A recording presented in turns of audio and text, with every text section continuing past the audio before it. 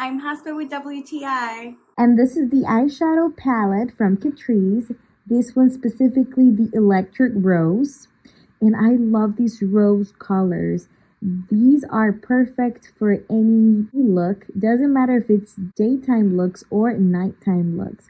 I love how versatile this little palette is because I have shimmery colors, matte, and nudes. This one has 8 high pigmented eyeshadows, which is great, especially when I go on trips and I don't want to take a big makeup palette. I think this is great because it has nude colors and rosy ones. I love that these pigments are long lasting and I don't have to worry about sweating because I know they stay on all day. And I love how minimalistic and ergonomic the little packaging is.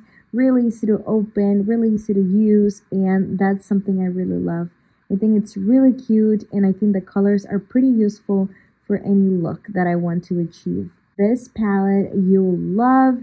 I think it's great even for starters, and it is awesome if I'm going on a short trip, especially vacations, and I want to take something to have the perfect makeup look. And that is my point of view.